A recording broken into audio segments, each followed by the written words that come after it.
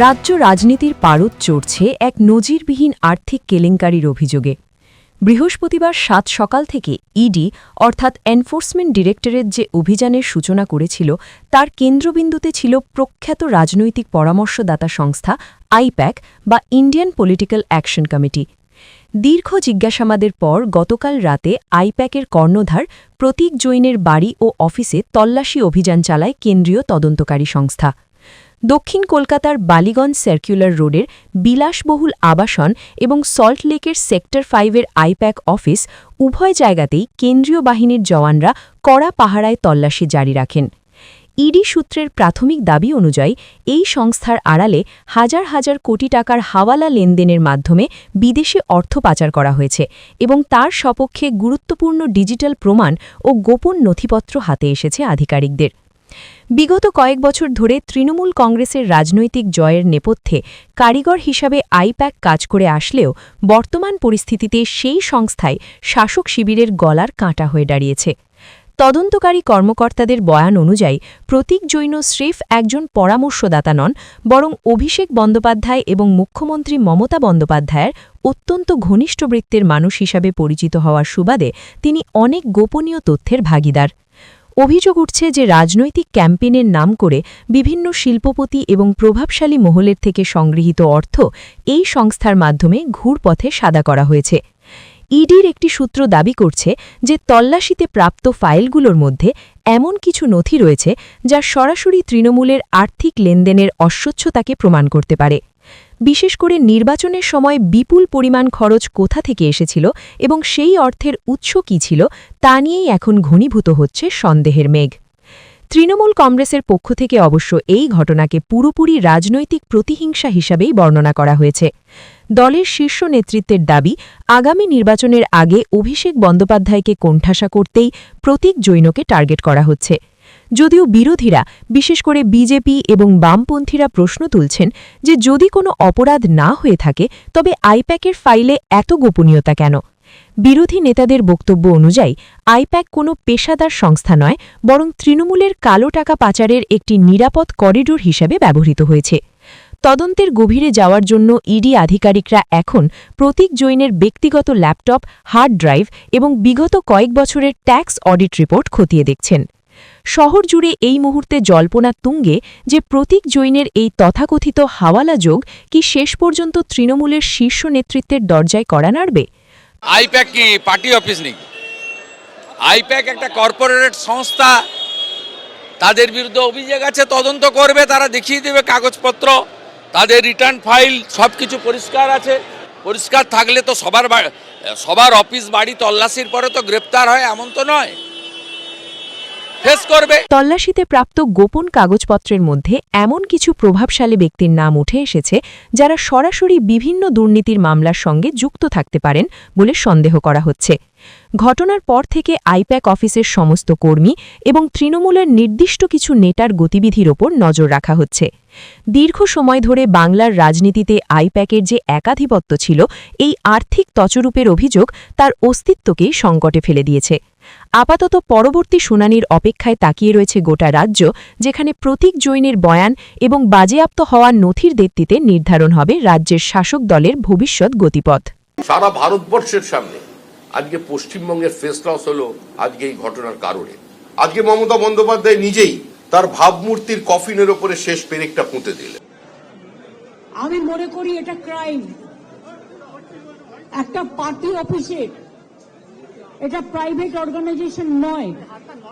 আপনারা সবাই জানেন আইপ্যাক আমাদের অল ইন্ডিয়া তৃণমূল কংগ্রেসের,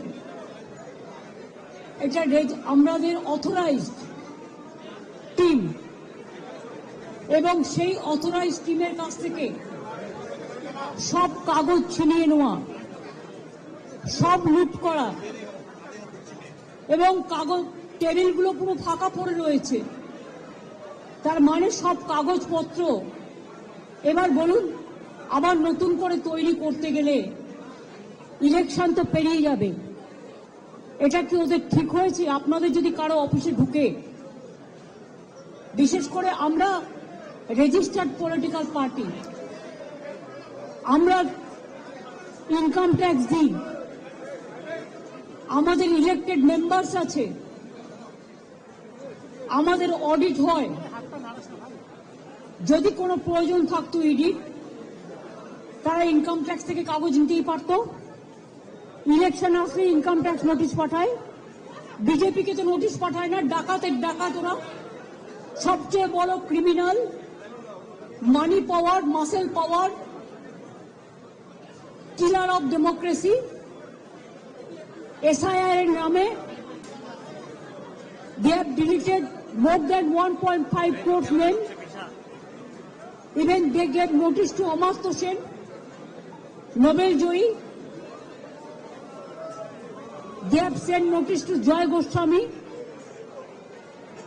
We are proud of him. He is a great poet, renowned poet.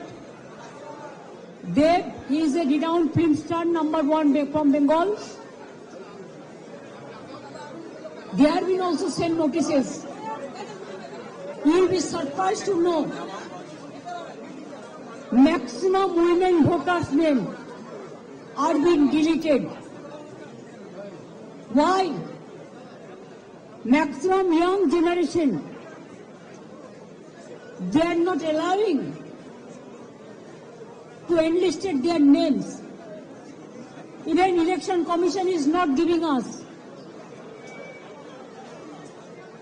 what they say logistical discrepancy. Newly they started, it was not in the SI rule. Absolutely new one. That record is also not with anybody. Not with the district magistrate, not with the state government. আজকে please আপনারা যারা করছেন এটা, আমি বলবো এটা আপনাদের কাজ নয়। আমার কাজটা আমায় করতে দিন, আমি আপনাদের এখানে এসব করতে ডাকিনি। Please stop it. আমি যেটা আপনাদের বলছিলাম যে লজিস্টিক্যাল ডিসক্রিপেন্সির নামে আগে 54 লক্ষ লোকের নাম বাদ দিয়েছে। Even out of that, nobody is allowed to submit their form number 7 or 8. Even a murderer is allowed to defend himself. But the genuine voters, maximum the women who married recently or earlier after 2, their title is changed and their address is changed automatically because now they became married. They were not allowed. From Election Commission office, one BJP cadre of IT, she is doing all the nuisance, misusing the name of ERO and just deleted the names without giving an opportunity to the victims to defend their case. And they have served notices about 1.5 crore people, maybe about. That list also in the name of so-called BJP logistical discrepancies, who are our supporters or the voters. And maximum, they are the anti-women. They get notices to the 90 years,